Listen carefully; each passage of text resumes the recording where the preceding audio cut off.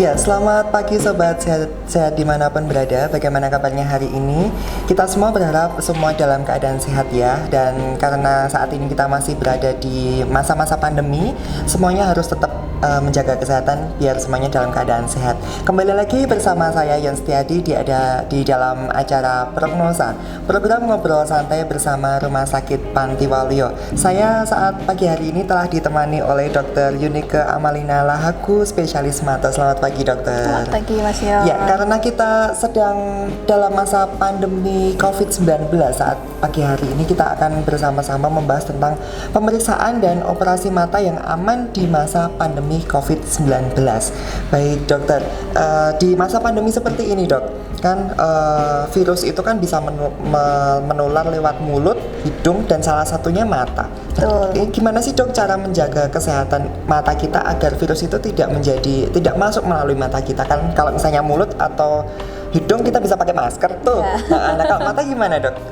Ya, terima kasih Mas Yon untuk pertanyaannya. Jadi teman-teman, Bapak Ibu semua, memang kalau di masa pandemi ini kita benar-benar harus waspada kayak gitu. Nah, salah satu penularan itu kan memang dia itu bisa masuk melalui mata tadi seperti yang sudah disebutkan. Oleh karena itu, untuk mencegah penularan melalui mata itu kita harus minimal atau malah mungkin tidak boleh ya untuk memegang mata sebelum dipastikan bahwa tangan itu bersih gitu loh. Jadi memang harus itu pola hidup bersih sehat itu harus terus dilakukan. Jadi harus sering-sering cuci tangan, terus tidak boleh istilahnya megang-megang sembarangan. Nah, jadinya jadi kan kalau mata kan kita nggak bisa terus pakai penutup mata yang nanti nggak kelihatan gitu.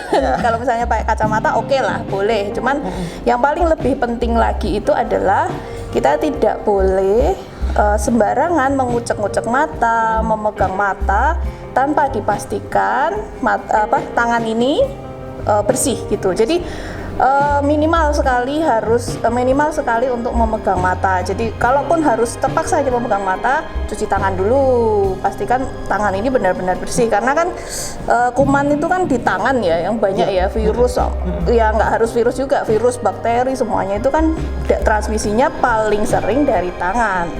Makanya nggak boleh pegang-pegang mata, kucek-kucek mata apalagi dan tanpa cuci tangan, itu yang sangat bisa menyebabkan penularan. Tapi kebanyakan kita saat ini kan juga ini ya dok ya, refleks langsung tanpa sadar gitu langsung memegang mata gitu dok. Gimana dok? Ya memang harus harus sadar. Kalau enggak ya dibantu pakai kacamata lah, walaupun enggak harus ya.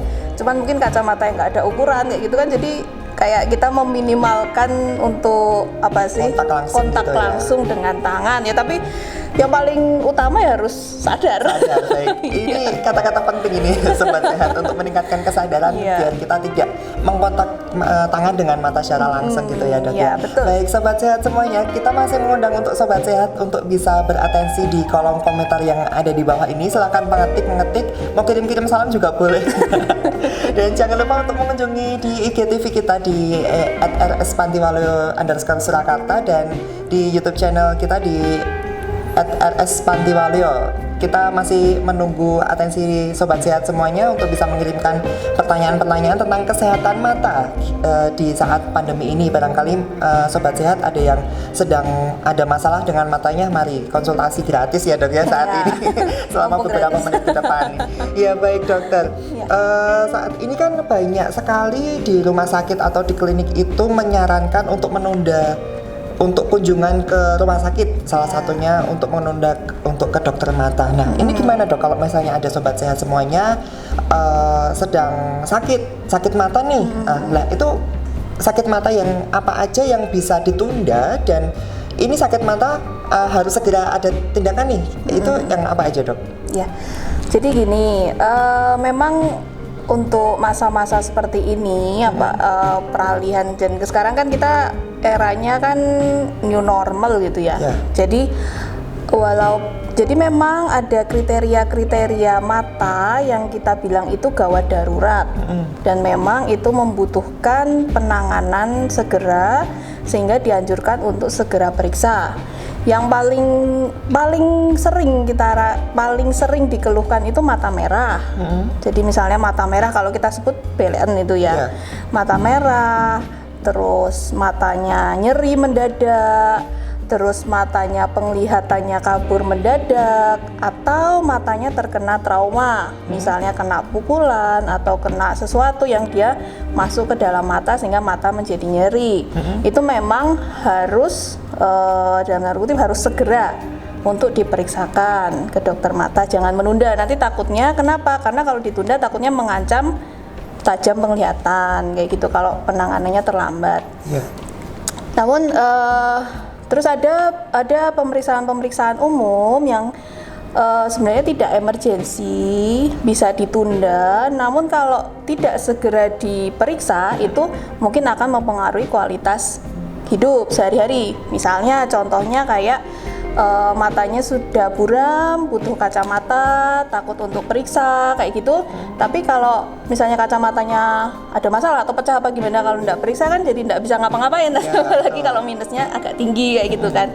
Itu salah satu contoh yang simpel. Jadi kalau memang itu butuh ketemu dokter mata, butuh periksa mata, ya nggak apa-apa gitu. Karena khususnya di Rumah Sakit Pantai Walu ini kita sudah menerapkan protokol yang aman untuk pasien-pasien yang harus periksa seperti itu.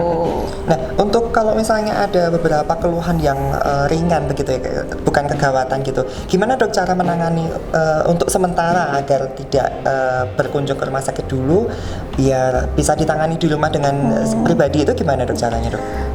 Yang ringan tuh seperti apa? Jadi kalau misalnya itu tidak sampai mempengaruhi kehidupan sehari-hari atau masih bisa dalam tanda kutip ditahan gitu. Ya, sampai kuat nahan gitu ya. Jadi ya mungkin bisa ditunda dulu. Cuman kalau sudah sampai mengganggu aktivitas, apalagi terus misalnya pusing sekali di sekitar mata sampai akhirnya nggak bisa dalam tanda kutip ngapa-ngapain kayak gitu, nggak ada salahnya sih berkunjung konsultasi daripada nanti ada kenapa-kenapa seperti itu. Boleh berkunjung tetapi dengan catatan tetap melakukan protokol kesehatan itu. Ya betul, dan di sini kan kita juga untuk pasien-pasien yang akan periksa kan semua harus pakai masker. Untuk tenaga yang di sini pun semua pakai masker. Terus protokol standar kesehatan sudah diterapkan seperti itu. Jadi dan satu lagi, yang pastikan kondisi tubuh fit ketika harus berkunjung ke rumah sakit kayak gitu. Agar virus juga tidak mudah masuk ke tubuh kita gitu ya. Jadi daya tahan tubuh kita pastikan benar-benar fit, terus berkunjung ke rumah sakit, menerapkan protokol kesehatan, konsultasi seperti itu, ya tidak ada salahnya. Jadi kita mengajak ke penyakit yang kegawatan tadi ya dok ya. Untuk tindakan-tindakan seperti apa dok yang bisa dokter langsung lakukan dengan pasien itu? Oh, kalau misalnya seperti kegawatan tadi, mungkin yang paling sering itu yang mata merah, kayak gitu kan saya harus periksa dulu. Harus saya lihat itu penyebabnya apa, kayak gitu. Nah, nanti ketika sudah melalui pemeriksaan, sudah bisa diketahui ini diagnosisnya apa, kayak gitu ya mungkin tindakannya pertama ya pasti diberi obat. Tuh diberi obat tetes dulu, kita evaluasi dulu kayak gitu. Nah, kalau misalnya tindakan-tindakan yang mungkin sudah seperti trauma kayak gitu kan mungkin ada sesuatu gitu ya yang harus kita lakukan, biasanya tindakannya jadi tindakan operasi kayak gitu. Nah, jadi harus dilihat dulu kegawatannya apa seperti itu. Nah, ini kalau misalnya kan sekarang di masa pandemi seperti ini tuh banyak kewaspadaan yang lebih ditingkatkan untuk orang-orang yang usianya lanjut begitu ya dok ya. Nah, sedangkan untuk usia lanjut kan kadang punya keluhan tertentu, misalkan katarak itu kan lebih banyak di usia lanjut begitu dok ya. Itu gimana sih dok cara pemeriksaannya begitu dok untuk katarak sendiri? Jadi untuk katarak itu dia itu yang dipegang itu lensa mata itu keruh. Jadi lensa itu dia fungsinya salah satunya untuk meneruskan cahaya atau benda atau objek yang kita lihat sampai bisa diterima oleh saraf mata. Salah satunya lensa itu. Nah, ketika lensanya itu keruh, lensanya jadi kayak kaca. Lensa itu kayak kaca gitu. Nah, kaca itu kalau burem atau kalau keruh kan otomatis jadi sinar itu kan jadi tidak masuk maksimal gitu kan. Kita jadi kalau misalnya kita naik mobil, kacanya itu lagi nggak bagus, pas nggak bagus gitu, kita kan nggak bisa melihat jauh gitu. Nah, makanya katarak itu yang pertama yang dirasakan itu pasti penglihatannya kabur. Nggak kabur kemana-mana, maksudnya kabur itu buram, buram gitu. Terus yang kedua sensasinya dia kadang dia sering melihat kabut. Jadi kayak nggak clear gitu loh, matanya tuh nggak clear, walaupun mungkin masih bisa meraba-raba tapi nggak clear gitu. Terus lagi yang ketiga, misalnya dia terkena sorotan dari matahari itu sangat silau biasanya, karena jadi kayak dibiaskan, terus terkena sorotan lampu kayak gitu juga nanti jadi nggak nyaman kayak gitu. Nah, kalau kataraknya itu udah yang sampai kita bilang itu mungkin mateng gitu ya, sampai yang bisa kelihatan putih banget dari luar gitu, ya itu tentu saja udah nggak bisa lihat. Gelap gitu atau gelap, gelap. Apalagi gitu. Kalau udah yang bener-bener full gitu. Jadi kalau kayak kaca tuh kacanya udah kayak putih gitu kayak ya. Jadi kan kita nggak bisa lihat apa-apa. Nah kayak gitu. Jadi memang katarak itu dia itu walaupun kebanyakan bukan kondisi emergensi, tapi memang dia bisa mempengaruhi kualitas hidup. Karena kan jadi kualitas hidupnya kan jadi menurun karena nggak bisa maksimal dalam mengerjakan pekerjaan seperti itu. Untuk di masa pandemi ini bisa dilakukan tindakan tidak, Dok, untuk operasi katarak begitu? Oke, kalau untuk operasi katarak sebenarnya bisa gitu. Jadi untuk operasi katarak itu kalau harus dilakukan tindakan atau dilakukan operasi ya, kita bilang operasi nggak terlalu ngeri ya. Jadi operasi katarak dari kalau udah dikira operasi itu udah langsung mundur teratur. Jadi untuk dilakukan tindakan itu memang karena ini masa pandemi pasti akan ada screening yang ketat. Baik. Gitu. Jadi dari screening kesehatan yang di operasi terutama ya, jadi kesehatan pasiennya gitu harus melalui screening. Jadi harus diperiksa bahwa kondisinya benar-benar fit, tidak batuk, ada checklistnya kayak gitu. Dan harus periksa ya, kita standarnya di sini mungkin rapid kayak gitu ya, karena masa pandemi ini kita saling menjaga, jadi protokol screening untuk persiapannya memang jauh lebih ketat untuk masa pandemi seperti ini.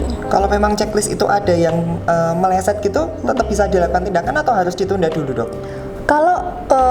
Kalau memang ada sesuatu yang istilahnya kok kurang sesuai kayak gitu, jadi memang lebih baik harus ditunda dulu karena menjaga kesehatan sama-sama gitu. Ya, jadi pasien dan dokternya dan semuanya gitu. Jadi memang ketika harus melakukan operasi, kita akan melakukan screening yang sangat ketat itu sih. Jadi aman gitu. Kita harapannya aman untuk semuanya kayak gitu. Jadi tetap bisa dilakukan tapi dengan screening yang ketat itu tadi ya, Dok. Iya. Ya. Baik Sobat Sehat, kita jawab dulu pertanyaan yang sudah masuk ya, Dok ya. Dari kedainya Mbok D, Dok, kalau mau konsultasi online apakah memungkinkan jika timbul mata merah? Nah, ini untuk Sobat Sehat yang masih takut untuk datang ke rumah sakit nih, Dok. Kan kita punya layanan telemedicine ya, Dok ya. Nah, ini untuk layanan-layanan apa saja yang bisa dikonsultasikan lewat telemedicine ini, Dok, untuk menjawab dari kedainya Mbok D tadi? Sebenarnya gini, kalau misalnya untuk layanan telemedicine untuk mata, untuk pemeriksaan awal, kalau kita dalam bahasa medis bilang anamnesa atau wawancara, keluhan utama gitu, monggo silakan boleh lewat telemedicine. Jadi kalau nanti dari telemedicine kesulitan untuk pemeriksaan kayak gitu, mungkin akan disarankan untuk ke rumah sakit. Jadi saya nggak bisa memastikan ini bisa ini enggak, karena kan keluhan orang sangat berbeda-beda, terus apa yang dirasakan berbeda-beda kayak gitu. Jadi memang harus konsultasi dulu, nanti baru dari konsultasi itu secara online itu atau secara telemedicine itu, apabila ada hal-hal yang saya perlu untuk datang, mungkin akan tetap kita anjurkan datang. Tapi satu hal yang memang tidak bisa lewat telemedicine, yang pasti tidak bisa itu pemeriksaan kacamata. Karena kalau meriksa kacamata membutuhkan alat khusus. Iya, itu butuh alat. Jadi kalau untuk meriksa kacamata memang tidak bisa harus ke rumah sakit. Baik Dok. Ya itu tadi kalau misalnya mau konsultasi bisa dulu lewat online, bisa dulu ya Dok ya. Nanti kalau memang butuh tindakan khusus baru bisa dianjurkan datang atau tidak begitu ya Dok ya. Baik, kita jawab lagi untuk pertanyaan yang sudah masuk @titis_pamungkas. Pakai kacamata Google 3 jam gitu sering iritasi, gimana ya Dok ya? Kacamata Google itu yang seperti apa ya Dok ya, kalau sobat sehat semuanya yang awan belum tahu Dok? Oke, kacamata Google itu kayak bukan kacamata renang ya, kacamata apa ya? Kalau kacamata renang kan kecil, kalau kacamata Google itu besar, tapi dia itu memang karena untuk keselamatan biasanya kan Google itu dipakai untuk perlindungan mata, gitu. Jadi kalau dengan kacamata yang kita pakai ini, itu kan dia pinggir-pinggirnya masih bolong ya. Kalau kacamata Google tuh besar, mungkin nanti bisa googling gitu, Google itu. Jadi besar, terus sekitarnya itu ada apa ya? Ada batas gitu kan. Jadi namanya Google gitu. Nah, kalau sering iritasi mungkin karena kering bisa. Jadi ya karena pakai terus-terusan terus nggak nyaman, mungkin itu jadi matanya kering, terus jadi kayak merah, berair, iritasi. Apalagi itu dilakukan berjam-jam kayak gitu sangat mungkin. Nah, kalau seperti itu mungkin bisa harus mungkin kalau saya tidak meriksa dulu gitu, mungkin saya bisa sarankan mungkin pakai tetes mata dulu, tidak apa-apa, kayak tetes mata yang untuk mengurangi mata kering itu untuk bisa. Penanganan awalnya begitu ya Dok ya. Cuman untuk misalkan hal ini terus-terusan berlanjut tetap harus konsultasi ya? Harus konsul karena takutnya nanti ada apa-apa, kan kita lebih baik pastikan di awal tidak ada apa-apa daripada nanti harus sudah keluhan yang berat nanti baru datang ngobatinya akan jauh lebih susah. Baik, kita masih menunggu untuk sobat sehat untuk bisa beratensi mengirimkan pertanyaan atau mau berkonsultasi, monggo gitu ya Dok ya. Kita masih bersama Dr. Yunika siap menjawab semua pertanyaan yang sobat sehat berikan. Baik Dok, kita kembali lagi ke katarak ya Dok ya, karena ini kan mungkin banyak orang-orang awam usia-usia lanjut yang takut memeriksakan matanya atau nanti jangan-jangan dioperasi, kata-kata operasi aja sudah parno sendiri begitu ya. Nah, ini sebenarnya kalau misalnya orang yang sudah punya katarak, pemeriksaan apa aja sih Dok yang perlu dilakukan Dok? Oke, kalau untuk katarak itu ya tentu saja pemeriksaan kalau dari saya ya nanti dengan ada beberapa langkah gitu yang nanti saya akan lakukan di poli kayak gitu. Mungkin nanti harus saya kayak kalau kita bilang pakai apa ya itu alat gitulah untuk memastikan mendiagnosa bahwa ini benar-benar katarak dan sudah layak untuk dioperasi gitu. Jadi kalau memang sudah mengganggu sekali penglihatannya, sudah nggak nyaman sekali, nggak ada salahnya diperiksakan kayak gitu. Nanti kan kita lihat, terus kita diagnosa, oh ini kira-kira sudah bisa dioperasi atau belum, atau mungkin cukup dengan istilahnya kayak dikasih tetes dulu kayak gitu. Jadi memang harus dilihat dulu. Tetap harus dilihat dulu gitu. Nah, untuk pasien-pasien yang punya riwayat penyerta gitu gimana Dok? Misalkan hipertensi atau punya riwayat jantung begitu, apakah bisa langsung dilakukan operasi atau bagaimana? Sebenarnya kalau untuk ada riwayat penyakit kayak sebenarnya yang paling ini gula ya, gula itu dia salah satu faktor bisa mempercepat terjadinya katarak gitu. Jadi kalau ada sakit gula, sakit tensi tinggi atau sakit jantung itu bisa dilakukan. Tapi kita nanti prosedur atau hal yang harus dilakukan adalah akan kita konsulkan dulu dengan dokter yang terkait. Misalnya sakit gula ya kita konsulkan dengan dokter penyakit dalam dulu, dan gulanya harus bagus. Bagus itu gula sewaktunya harus kurang dari 200 saat akan dilakukan tindakan. Gulanya harus terkontrol. Jadi kalau untuk sakit gula memang agak perhatian khusus. Jadi karena ditakutkan kalau nanti operasi di saat kadar gula tinggi, nanti itu bisa faktor resiko infeksi jauh lebih besar gitu. Jadi kalau orang gula memang dia gulanya harus bagus dulu. Maksudnya pengobatan gulanya harus stabil dulu. Gula darah sewaktunya harus bagus dulu, gula darah puasanya harus bagus dulu gitu. Kalau untuk tensi juga, jadi tensi itu dia ada batasan. Misalnya dia itu harus, tensinya juga harus terkontrol. Toleransi bisa sampai 140 per 90 gitu, toleransi bisa. Cuman kalau lebih kurang dari itu lebih baik. Terus kalau jantung, biasanya kalau jantung itu banyak pasien yang dia mengkonsumsi pengencer darah. Nah, kalau untuk operasi memang harus konsul dokter jantung dulu, meminta persetujuan apakah pengencer darah bisa dihentikan untuk persiapan operasi gitu. Jadi jangan khawatir kalau misalnya ada sakit kita ngomongnya sistemik, jadi sakit kayak jantung, gula gitu-gitu. Nggak apa-apa, disampaikan aja.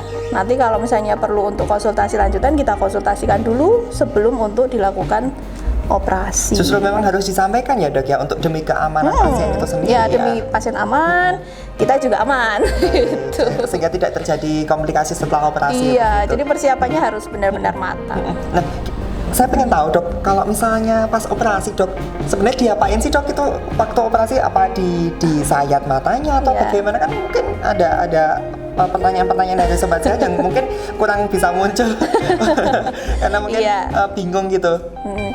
Jadi teknik operasi itu, untuk operasi ini katarak ya kita ngomong ya.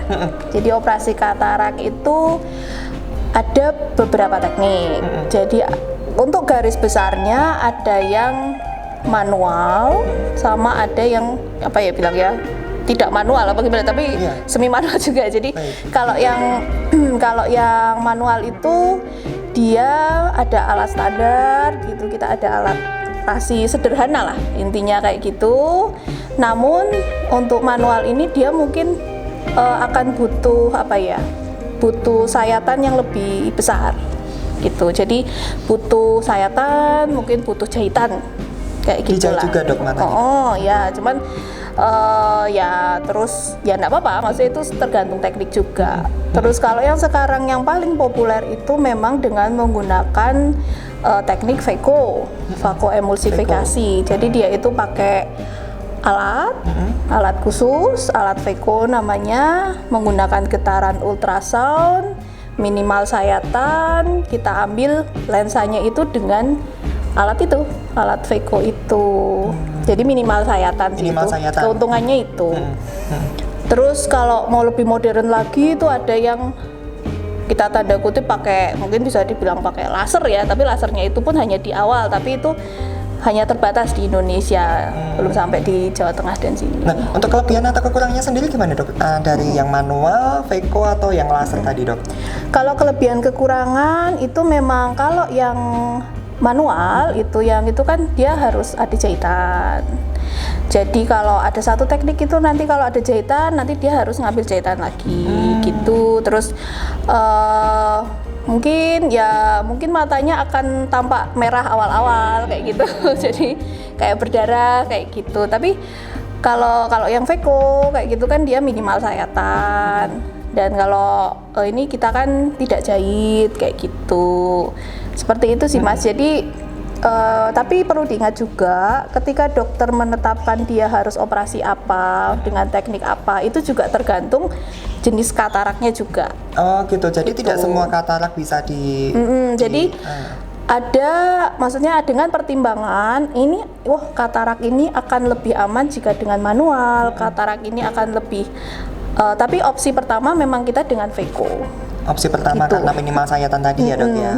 Cuman kalau ada kondisi khusus yang tidak bisa di Veko, memang harus manual karena untuk kebaikan pasien juga. Oh begitu. Iya. Berarti tetap harus dikonsultasikan kembali. Iya, intinya konsultasi dulu. Intinya konsultasi, nanti ini layak, ini bisa di Veko, kita jalan Veko kayak gitu. Jadi sekarang memang yang paling populer dan paling digunakan oleh dokter mata ya teknik vakoemulsifikasi itu namanya. Baik dokter. Baik sobat sehat, kita jawab dulu pertanyaan yang sudah masuk. Sepertinya ada beberapa pertanyaan yang sudah masuk ini dok. Dari Arina Wedinia, dok katarak di usia muda apakah memungkinkan? Nah ini dok untuk kaum muda nih, bisa nggak dok untuk terkena katarak dok? Sangat bisa. Ya jadi katarak di usia muda itu dia itu ada 2 garis besar yang bisa menyebabkan katarak. Jadi sejak awal kita ngomongnya katarak kongenital, jadi memang bawaan. Jadi katarak itu bisa. Jadi dari biasanya itu disertai pada anak-anak yang harus lahir dengan kondisi khusus, seperti paling banyak rubella kayak gitu tuh ada kataraknya biasanya menyertai gitu. Namun ada juga katarak itu yang kalau usia muda itu salah satunya paling sering karena trauma gitu. Jadi anak muda itu kan banyak aktivitas, banyak kegiatan gitu, terus yang dilalah nggak sengaja matanya kepukul sesuatu atau gimana gitu, dia bisa menyebabkan katarak gitu. Jadi walaupun tidak banyak sekali tapi bisa. Di usia muda itu bisa terjadi katarak. Berarti salah satu faktornya di usia muda itu cuman trauma aja atau ada faktor enggak, lain? ada lain. Jadi misalnya kalau ada sakit sistemik kayak apa ya, jadi mungkin dari awalnya ada, kan gula itu kan nggak hanya di usia tua ya, ada gula yang tipe DM tipe 1 di usia muda kayak gitu, dilalah itu bisa juga terkena katarak kayak gitu-gitu. Jadi banyak penyebab katarak di usia muda, cuman itu yang garis besarnya 2 itu yang paling sering. Berarti memang di usia muda ini harus waspada ya dok ya? Ya cuman enggak terus parno gitu enggak, karena tetap insidensinya atau apapun itu katarak itu paling banyak itu memang di usia lanjut di usia 40-50 tahun ke atas. Baik dokter. Kita jawab lagi pertanyaan yang masuk ke kolom komentar dari @vdival_. Dok, saya minus kiri 1/4, kanannya 1,25. Kenapa setelah pakai kacamata kadang saya merasakan kelihatan cahaya sekilas sekitar 1 detik di sudut mata? Bahaya nggak ya dok ya? Atau pembiasan atau gimana ini dok? Ya, buat Mas Widival ya. Jadi untuk mata minus gitu, walaupun minusnya ini kan enggak tinggi ya, kita bilang minusnya itu tinggi itu di atas 6, moderate atau sedang itu di atas 3, jadi batasannya 1,3, 3,6 kayak gitu. Nah orang-orang dengar, jadi masnya ini sebenarnya minusnya masih ringan kalau benar 1/4 sama 1,25. Cuman yang perlu diwaspadai itu adalah kilatan cahaya tadi itu ya, kilatan cahaya kalau nggak salah tadi bilangnya. Jadi kalau kilatan cahaya itu harus kita pastikan bahwa itu tidak berasal dari retina. Jadi retina itu saraf mata, gitu. Jadi harus dipastikan bahwa kilatan cahaya itu bukan berasal dari saraf mata. Kenapa? Karena kalau dari saraf mata itu menandakan sarafnya itu tipis, bisa menyebabkan robekan. Gitu, apalagi ada riwayat minus walaupun ringan gitu. Jadi robekan pada saraf retina mata itu biasanya paling banyak pada mata minus gitu. Jadi harus dipastikan dulu. Jadi memang kalau itu keluhannya berlanjut atau kok sering kayak gitu, memang lebih baik dikonsulkan supaya kita bisa lihat evaluasi, memastikan bahwa tidak ada apa-apa. Kalaupun ada apa-apa, kalau dari tahap awal kan lebih bisa ditangani. Baik, tetap harus dikonsultasikan segera ya dok ya, karena kita tidak tahu apa yang terjadi di mata kita gitu. Baik, kita jawab lagi yuk. Sudah ada beberapa yang sudah masuk lagi dok, dari Yehu Perwira. Dok, katanya selain dari dari droplet, penularan COVID ini bisa dari udara. Kalau mata kita kena angin virus itu gimana ya dok ya? Perlu pakai kacamata pelindung kan nggak? Oke, terima kasih. Jadi ini ya, jadi gimana ya? Jadi kalau paling banyak atau jadi kan isunya akhir-akhir ini kan memang katanya COVID itu airborne ya, jadi bertahan di udara sampai 8 jam. Jadi sebenarnya itu kan ada negara-negara itu yang meminta pertimbangan dari WHO untuk meminta penelitian benar nggak sih bertahan di udara kayak gitu. Nah kalau sekarang saya cuma bisa bilang yang paling paling terbukti atau paling bisa kita pahami adalah dia melalui droplet, nggak sengaja kena di tangan, dari tangan kena ke mata. Itu yang mungkin saya bisa bilang paling kita yakini sekarang. Kalau yang untuk airborne itu, apalagi tadi anginnya ada virusnya, kita kan nggak bisa lihat ya anginnya ada virusnya apa enggak kayak gitu. Ya jadi intinya kewaspadaan aja sih. Kalau mau pakai kacamata pelindung itu boleh, nggak ada salahnya. Tetapi kan kacamata pelindung pun itu ya kalau misalnya mau niat yang benar-benar ketutup gitu kan, yang pakai kayak Google itu loh, atau pakai mungkin face shield kayak gini sangat membantu juga. Nggak ada salahnya sih, nggak apa-apa, monggo aja. Cuman tidak boleh diabaikan yang droplet itu tadi gitu. Jadi kita tetap waspada, baik dia droplet baik dia airborne, itu penularannya kita harus tetap menjaga pola hidup bersih sehat itu. Tetap harus jaga jarak untuk mensiasati jaga jarak ya, juga. jaga jarak dan cuci tangan sebelum kontak dengan mata. Atau dok, iya. Kita kembali ke katarak dok. Di Panti Waluyo teknik apa aja dok yang bisa digunakan untuk tindakan katarak ini? Mungkin sobat sehat semuanya punya orang tua atau kerabat yang punya sakit katarak ini dok. Jadi untuk di sini, khususnya di Panti ya, kita itu bisa manual, bisa Veko itu. Jadi dua teknik itu bisa dilakukan. Veko juga sudah bisa ya. Jadi bisa untuk vakoemulsifikasi itu sudah bisa. Jadi kalau memang ada keluhan katarak dan lain-lain, monggo silakan. Nanti misalnya ada keluhan penglihatan yang buram, terus sampai mempengaruhi aktivitas, mengganggu sekali, ya nggak apa-apa, periksa, kita lihat, terus nanti kan akan ada saran dari saya untuk hal-hal apa yang harus dilakukan, apakah bisa menunggu dulu, apakah bisa dilakukan langsung operasi, kayak gitu kan, itu akan berlanjut dari situ. Baik, kabar baiknya untuk sobat sehat ini di Rumah Sakit Panti Waluyo sudah bisa melaksanakan teknik Veko gitu ya dok, untuk katarak. Jadi untuk sobat sehat yang punya kerabat atau orang tua yang memiliki gejala-gejala katarak, silakan konsultasikan dulu dengan Dokter Yunike. Mungkin bisa telemedicine dulu kalau misalnya takut untuk datang ke rumah sakit. Boleh. Nanti akan disarankan apakah ini perlu pemeriksaan lebih lanjut atau tidak, begitu ya dok ya. Betul. Untuk sobat sehat yang ingin menanyakan informasi sekitar operasi katarak dengan teknik Veko ini, nanti bisa DM di Instagram kami atau ada kontak yang bisa dihubungi di profil Instagram kami. Nanti kita akan membantu sobat sehat untuk bisa berkonsultasi dengan Dokter Yunike.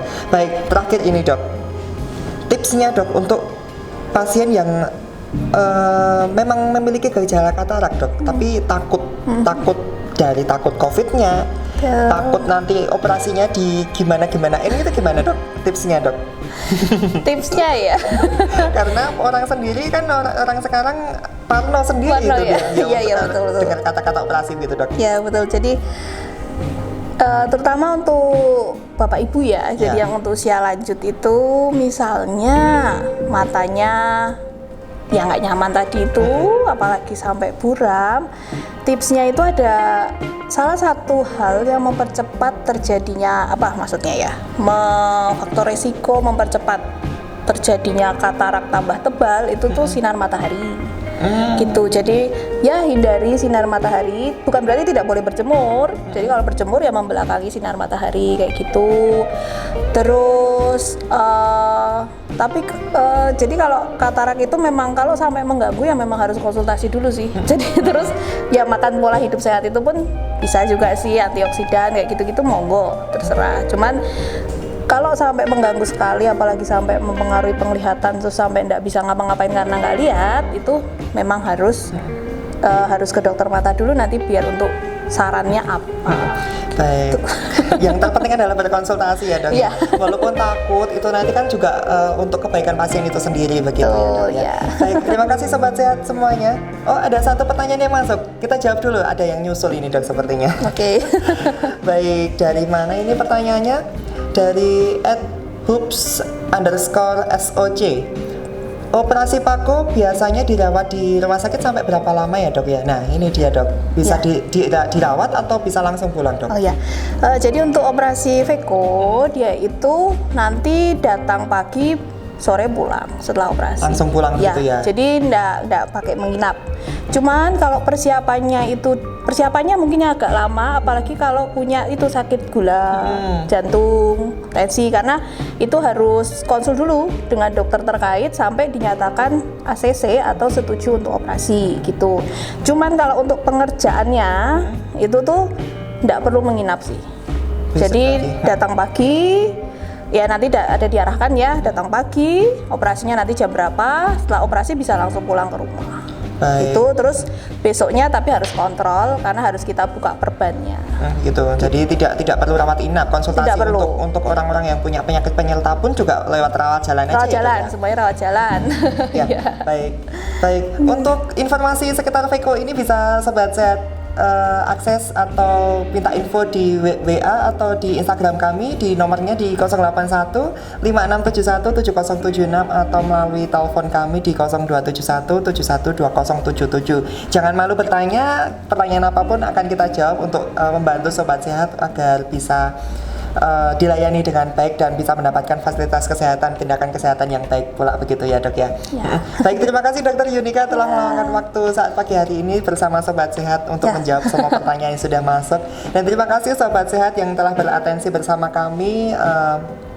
Jangan lupa untuk menyaksikan prognosa selanjutnya. Dan jangan lupa untuk mengunjungi di IGTV kami. Tayangan live ini dapat diakses di IGTV kami di @rspantiwaloyo_Surakarta. Dan jangan lupa untuk mengunjungi YouTube channel kami di @rspantiwaloyo. Sampai bertemu di acara prognosa selanjutnya. Saya Yun Setiadi pamit, sampai jumpa.